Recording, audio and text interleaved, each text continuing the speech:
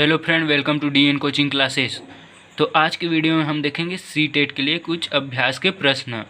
तो चलिए दोस्तों, वीडियो को स्टार्ट करते हैं। तो पहला प्रश्न है, सामान्य रूप से प्रभावशाली बालकों की बुद्धि लब्धि होती है। तो इसका आंसर हो जाएगा 130 से ऊपर। अगला प्रश्न है, बालकों में ईर्ष्या की उत्पत्ति कितने वर्ष की अवस्था से होती है। तो इसका वर्ष आंसर हो जाएगा 1.5 से 2 वर्ष। अगला प्रश्न है, पारिवारिक समायोजन के लिए पारिवारिक वातावरण होना चाहिए। तो इसका आंसर हो जाएगा द उपयुक्त सभी। अगला प्रश्न है, बुद्धि और विकास है। तो इसका आंसर हो जाएगा एक दूसरे से पूरक। अगला प्रश्न है, बालक पहले संपूर्ण अंक को और फिर अंक के भागों को चलाना सीखता है। यह कथन किस सिद्धांत को स्पष्ट करता है। तो इसका आंसर हो जाएगा एकीकरण का सिद्धांत। अगला प्रश्न है, विकास कभी नहीं समाप्त होने वाली प्रक्रिया है।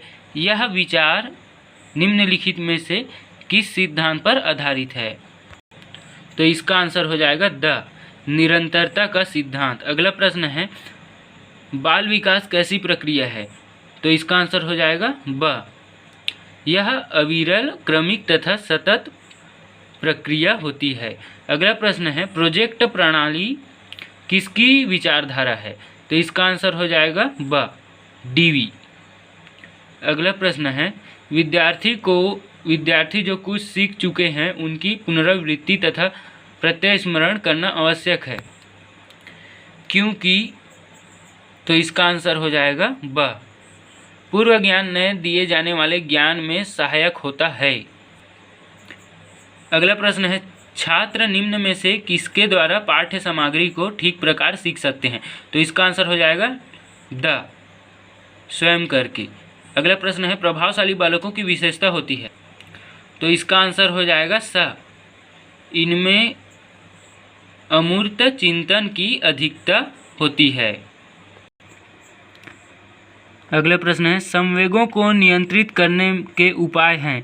तो इसका आंसर हो जाएगा ये सभी। अगला प्रश्न है, संपूर्ण पक्ष के परिवर्तनों को प्रकट करता है। तो इसका आंसर हो जाएगा विकास। अगला प्रश्न है, सामाजिक समायोजन को प्रभाव करने वाले तत्व हैं। तो इसका आंसर हो जाएगा ये सभी। अगला प्रश्न है, अति संवेगात्मक के क्या कारण है। तो इसका आंसर हो जाएगा ये सभी। अगला प्रश्न है, बाल विकास में किन किन पहलुओं का विभिन्न दृष्टिकोणों के अध्ययन किया जाता है। तो इसका आंसर हो जाएगा उपयुक्त सभी। अगला प्रश्न है, बाल्यावस्था में शिक्षा के स्वरूप को निर्धारित करते समय किन बातों का विशेष रूप से ध्यान रखा जाना चाहिए। तो इसका आंसर हो जाएगा उपयुक्त सभी। अगला प्रश्न है, निम्नलिखित में से कौन सा कारक बालक की भाषा विकास में सहायक नहीं है। तो इसका आंसर हो जाएगा प्रजातीय गुण। अगला प्रश्न है, वृद्धि शब्द का प्रयोग किया जाता है। तो इसका आंसर हो जाएगा शारीरिक अर्थ में। अगला प्रश्न है, शिक्षक को कक्षा का वातावरण कैसे रखना चाहिए। तो इसका आंसर हो जाएगा भयमुक्त। करके सीखना किस अवस्था के लिए उपयुक्त है। तो इसका आंसर हो जाएगा इन सभी के लिए। अगला प्रश्न है, विकास की किस अवस्था में बालक का व्यवहार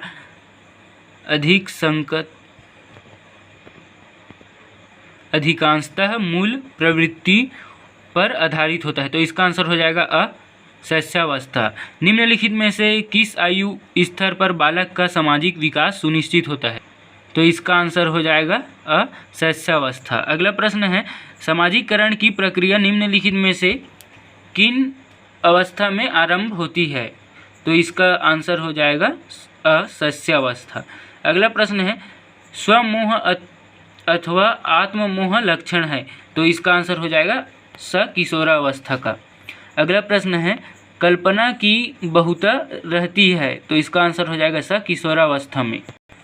अगला प्रश्न है, बालक मूर्त स्तर पर चिंतन करने में सक्षम हो जाता है। तो इसका आंसर हो जाएगा 7 से 11 वर्ष की आयु में।